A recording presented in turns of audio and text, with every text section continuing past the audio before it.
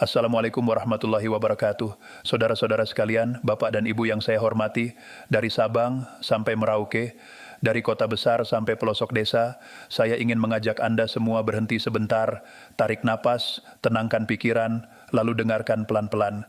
Karena yang kita bahas hari ini bukan sekadar kabar lewat yang numpang ramai di media sosial. Ini menyangkut kebijakan, menyangkut hak, menyangkut kepastian, dan ujung-ujungnya menyangkut kepentingan jutaan orang. Dan perhatian banyak orang sekarang tertuju pada satu batas waktu yang sering disebut-sebut, sebelum atau sampai tanggal 20 Februari.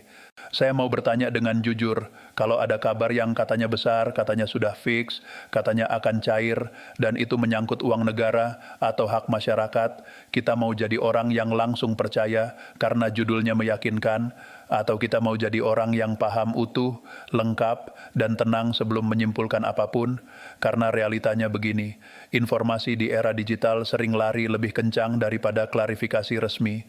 Pesan berantai bisa tampak rapi, video potongan bisa terdengar resmi, tapi kepastian hanya lahir dari dokumen yang sah. Belakangan ini memang ramai pembicaraan tentang kemungkinan adanya kebijakan penting yang akan diperjelas atau diumumkan sebelum atau sampai 20 Februari. Ada yang mengaitkannya dengan pencairan dana tertentu, ada yang menyebut penyesuaian kebijakan, ada yang bilang dampaknya akan besar bagi masyarakat. Tetapi pertanyaan kita seharusnya sederhana, mana yang sudah pasti, mana yang masih proses, dan mana yang baru katanya. Kita harus paham satu hal, dalam sistem pemerintahan Indonesia, kebijakan besar tidak jatuh dari langit. Tidak ada keputusan yang bisa berjalan hanya karena viral, apalagi yang menyangkut anggaran negara. Prosesnya jelas, dimulai dari perencanaan dalam APBN, pembahasan dan sinkronisasi lintas lembaga, penyesuaian dengan aturan yang berlaku, sampai akhirnya ditetapkan dalam bentuk regulasi resmi, bisa peraturan pemerintah, peraturan presiden, atau aturan teknis turunan yang mengatur pelaksanaannya. Jadi ketika ada kabar akan diumumkan sebelum tanggal tertentu, itu biasanya berarti prosesnya sedang berjalan menuju tahap final. Bukan berarti otomatis sudah final, apalagi kalau dokumen resminya belum bisa dicek. Mengapa tanggal 20 Februari jadi sorotan? Karena pada periode seperti itu, seringkali pemerintah mematangkan kebijakan fiskal untuk semester pertama. Kalau memang ada program, penyesuaian, atau pembayaran yang menyentuh masyarakat luas, pengumuman lebih awal memang dibutuhkan supaya administrasi tidak kacau. Dana besar tidak mungkin dicairkan tanpa petunjuk teknis. Keputusan nasional tidak mungkin dijalankan tanpa surat edaran, mekanisme, dan kanal informasi resmi. Karena itu, sikap yang paling aman adalah rasional, tidak terburu-buru, tidak terseret emosi, dan tidak membangun ekspektasi dari informasi yang belum punya dasar. Saudara-saudara, seringkali yang membuat suasana jadi gaduh itu bukan kebijakannya, melainkan cara kita menerima kabarnya. Baru muncul satu potongan informasi, langsung lahir spekulasi, ada yang merasa pasti benar, ada yang langsung pesimis, ada juga yang meneruskan begitu saja, tanpa memeriksa sumber. Padahal justru di era seperti sekarang, literasi informasi itu kunci. Kita harus bisa membedakan kabar indikatif dengan pengumuman final. Kita harus bisa membedakan opini dengan regulasi. Dan kita harus sadar, kanal resmi selalu punya ciri. Kalau memang ada keputusan penting, biasanya disampaikan lewat konferensi pers, situs resmi kementerian terkait, atau publikasi dokumen yang bisa diakses masyarakat. Nah, sekarang kita masuk ke kabar yang banyak beredar dan membuat Bapak Ibu pensiunan ikut deg-degan. Ada narasi yang beredar, katanya Presiden Republik Indonesia Prabowo Subianto sudah menandatangani peraturan pemerintah terbaru terkait pencairan THR, rapelan gaji pensiunan, dan juga gaji ke-13 tahun 2026. Bahkan disebut-sebut akan cair pada bulan Maret. Angkanya besar, judulnya meyakinkan, jumlah penerimanya juga disebut sampai 9,4 juta orang, termasuk ASN aktif, TNI, Polri, dan para pensiunan. Pertanyaan paling penting bukan enak didengar atau tidak, melainkan apakah sudah benar-benar final secara administrasi, sudah ada nomor regulasinya, sudah diumumkan melalui kanal resmi, sudah ada penjelasan teknis dari pihak pelaksana. Bapak Ibu, yang paling berbahaya itu bukan kabar buruk. Kabar buruk biasanya bikin kita waspada.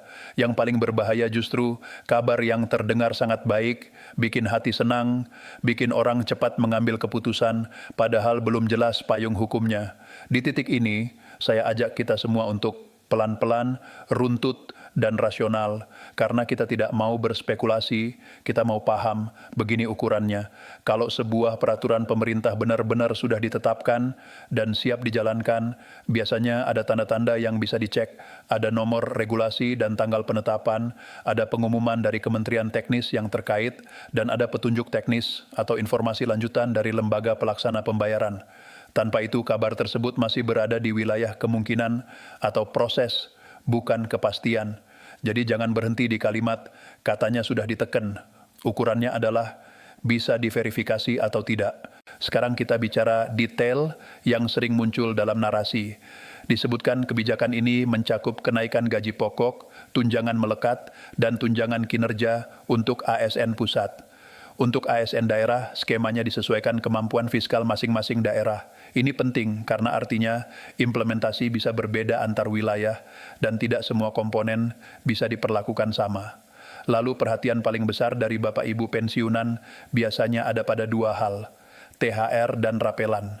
Kita luruskan dulu istilah rapelan. Rapelan itu umumnya pembayaran hak yang tertunda, bisa karena penyesuaian kebijakan yang berlaku surut, bisa karena proses verifikasi data, bisa karena perubahan komponen yang baru, bisa dihitung setelah aturan turunannya keluar. Tetapi rapelan bukan kata ajaib yang otomatis ada hanya karena judulnya heboh.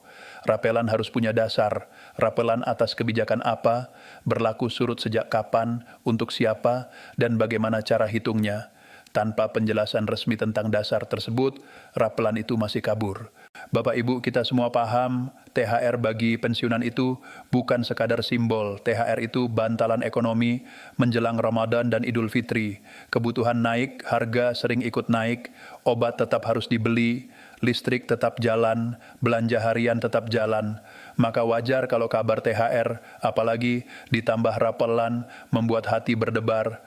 Tapi justru karena ini menyangkut kebutuhan nyata, jangan sampai ekspektasi terlanjur tinggi, lalu ketika belum ada kepastian, rasa kecewa jadi lebih dalam. Kita jaga hati, kita jaga logika.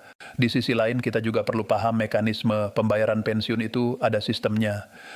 Dalam praktik, pembayaran pensiun ASN sangat berkaitan dengan validasi data dan penyaluran melalui pihak yang berwenang.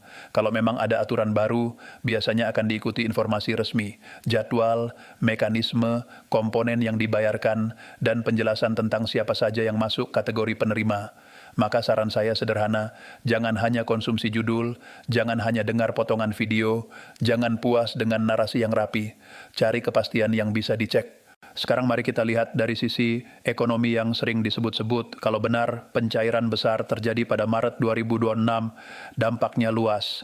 Dana masuk ke jutaan rekening, pasar bergerak, warung sembako ramai, UMKM ikut hidup, transaksi meningkat. Secara logika ekonomi, ini bisa membantu menjaga daya beli masyarakat, apalagi kalau dekat dengan Ramadan. Itu masuk akal. Tapi ingat, stimulus konsumsi itu memakai dana negara. Dana negara hanya bisa bergerak dengan dasar hukum yang kuat, karena itu wajar jika prosesnya hati-hati dan tidak bisa sekadar katanya. Lalu ada juga hal yang sering membuat orang salah paham, perbedaan antara ASN aktif dan pensiunan. Kalau ASN aktif mengalami penyesuaian pada gaji pokok atau komponen tertentu, belum tentu skema pada pensiunan otomatis sama persis. Biasanya ada aturan turunan yang mengatur teknisnya. Komponen THR, pensiunan pun sering memiliki struktur perhitungan tertentu yang tidak selalu identik dengan penghasilan ASN aktif yang masih menerima beberapa tunjangan penuh. Begitu juga gaji ke-13, sering diatur dalam regulasi yang sama, tapi waktu pencairan dan mekanismenya bisa berbeda. Jadi ketika ada satu judul yang menyebut THR, rapelan, dan gaji ke-13 sekaligus, jangan langsung diasumsikan semuanya cair bersamaan. Bisa saja diatur dalam satu payung tetapi jadwalnya berbeda. Saudara-saudara sekalian, di era informasi cepat ini, kita harus punya pegangan. Sistem administrasi negara tidak bergerak berdasarkan viral, ia bergerak berdasarkan dokumen. Maka pertanyaan yang paling jujur sekarang begini, apakah kabar itu bisa saja benar? Bisa. Apakah sudah pasti? Belum tentu sebelum ada pengumuman resmi yang bisa diverifikasi. Dan kalau nanti ternyata pengumuman resminya keluar, kita sambut dengan syukur dan ketenangan, bukan dengan kepanikan. Sekarang, apa yang sebaiknya kita lakukan dari hari ini sampai menjelang batas waktu yang ramai dibicarakan itu? Ada beberapa langkah yang sederhana tapi sangat penting. Pertama, pantau informasi dari sumber resmi. Jangan menggantungkan harapan pada potongan narasi. Kedua, verifikasi sebelum percaya. Kalau ada klaim sudah ditekan, cari apakah ada nomor regulasi, tanggal penetapan, atau rilis resmi yang jelas. Ketiga, siapkan administrasi pribadi. Ini sering diremehkan, padahal banyak keterlambatan terjadi bukan karena dananya tidak ada, tapi karena data tidak sinkron atau rekening bermasalah. Pastikan rekening aktif, data kependudukan, dan data pensiun rapi, serta tidak ada masalah teknis yang bisa menghambat. Dan yang keempat, ini penting sekali. Jangan membuat keputusan keuangan besar sebelum dana benar-benar masuk rekening. Jangan berutang dulu karena percaya rumor. Jangan membuat komitmen pembayaran besar karena merasa pasti cair minggu depan. Untuk pensiunan, stabilitas itu segalanya. Ruang kesalahan perencanaan lebih sempit dibanding saat masih aktif bekerja. Jadi sikap terbaik adalah menunggu dengan cerdas. Selain itu, kita juga harus waspada terhadap penyalahgunaan situasi.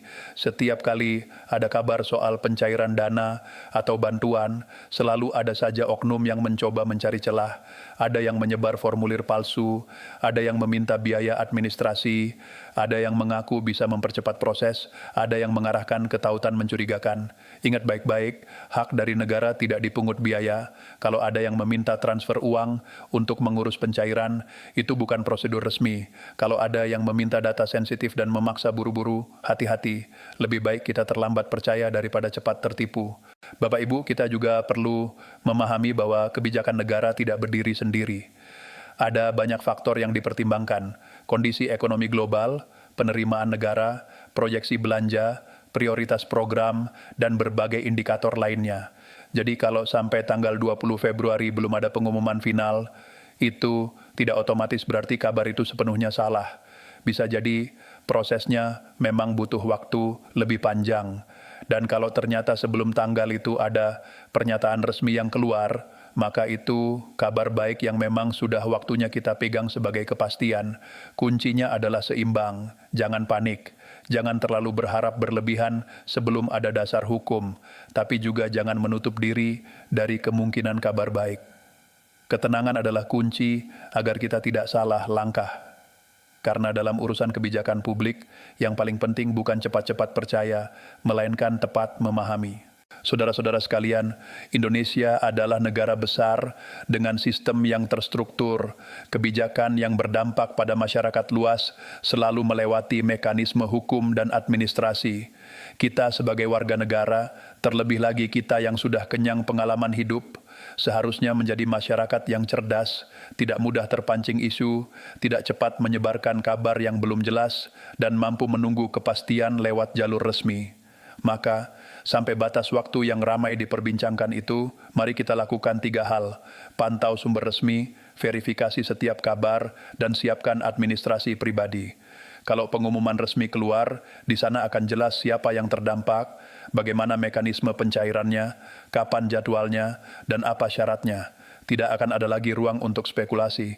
Dan kalau belum ada sampai tanggal itu, kita tetap tenang karena proses kebijakan memang punya tahapan. Ingat satu hal yang menenangkan, hak yang memang menjadi milik Anda tidak akan hilang hanya karena isu beredar lebih dulu. Kebijakan negara berjalan sesuai aturan dan kepastian selalu datang dari dokumen, bukan dari kabar angin. Semoga sebelum atau sampai tanggal yang dinanti, kita semua mendapatkan kejelasan yang benar-benar resmi, yang bisa kita pegang, dan yang membawa kebaikan bagi masyarakat Indonesia. Terima kasih sudah menyimak dengan penuh perhatian. Semoga kita semua selalu diberi kesehatan, ketenangan hati, dan kemudahan dalam setiap urusan. Wassalamualaikum warahmatullahi wabarakatuh.